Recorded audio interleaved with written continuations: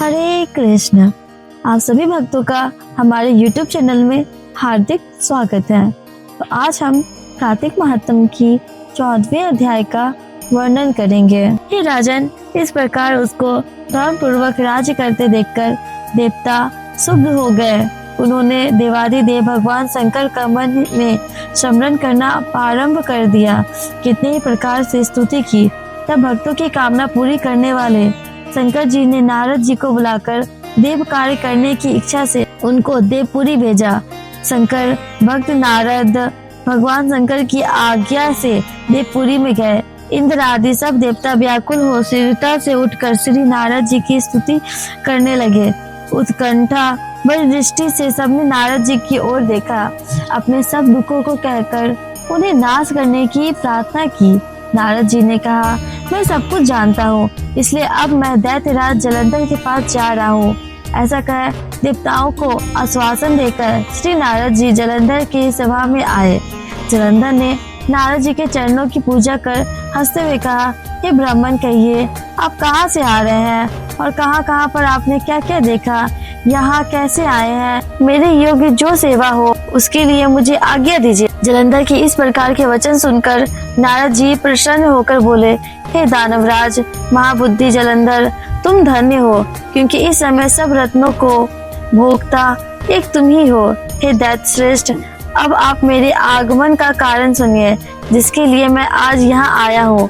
हे दैत्यराज, मैं स्वेच्छा से कैलाश पर्वत के 1000 योजनाओं में कल्प वृक्ष का वन है, वहाँ पर मैंने सैकड़ों कामधेनु को घूमते हुए देखा तथा यह भी देखा कि वह चिंतामणि से प्रकाशित परम दिव्य अद्भुत और सर्व स्वर्णमय है। मैंने वहाँ पार्वती के साथ स्थित शंकर जी को भी देखा, जो सर्वांग सुंदर, गौरव वर्ण, त्रिनेत्र और मस्तक पर चंद्रमा धारण किए हुए हैं। यह देखकर मुझे बड़ा आश्चर्य हुआ कि इसके समान समृद्धशाली त्रिलोक में कोई है या नहीं। हे दैत्यराज, इसी समय मुझे तुम्हारी भी समृद्धि का स्मरण हो आया और देखने की इच्छा से तुम्हारे पास आया हूँ। यह सुनकर जलंधर को बड़ा हर्ष हुआ। उसने नारद जी को अपनी सब समृद्धि दिखला दी। उसे देखकर देवताओं का कार्य करने में इच्छुक शिव प्रेरित नारद ने जलंधर की बड़ी प्रशंसा की और कहा, निश्चित ही तुम त्रिलोकपति होने के योग्य थे। तुम्हारे लिए ऐसा होना कोई विचित्र बात नहीं है। मैं देखता हूँ तुम्हारे पास सब कुछ है, किसी बात की कमी नहीं है। ऐरावत, उच्च सर्वा घोड़ा, कल्प वृक्ष और कुबेर की निधि तुम्हारे पास है। मणियों और रत्नों के ढेर भी तुम्हारे पास लगे हुए हैं। प्रभा जी का हंस युक्त विमान भी तुम्हारे पास है और लघु लोक, पाताल, पृथ्वी पर जितने भी रत्न आदि हैं वह सब तुम्हारे ही तो हैं। मैं तुम्हारे इस प्रकार के रत्न ऐश्वर्य को देखकर बड़ा प्रसन्न हूँ, परंतु तुम्हारे पास कोई स्त्री रत्न नहीं है, इसलिए तुम्हारा यह सब कुछ फीका है। तुम कोई स्त्री रत्न ग्रहण करो। नारद जी के इस प्रकार के वचन सुनकर दैत्य काम से व्याकुल हो गया। उसने नारद जी को प्रणाम करके पूछा कि ऐसी स्त्री कहाँ मिलेगी जो सब रत्नों में श्रेष्ठ हो। यदि ऐसा रत्न कहीं मिले तो मैं उसे अवश्य लाऊंगा।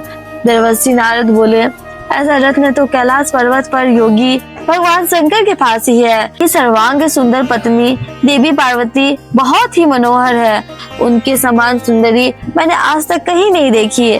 शंकर से बढ़कर समृद्धिवान दूसरा कोई नहीं है। उसके इस रत्न की महिमा तीनों लोकों में कहीं पर भी नहीं है।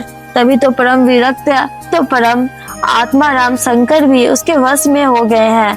देवर्षि नारद उस दैत्य से ऐसा कहकर अन्य कार्य करने की इच्छा से आकाश मार्ग में चले गए। तीसरी 14वें अध्याय संपूर्ण।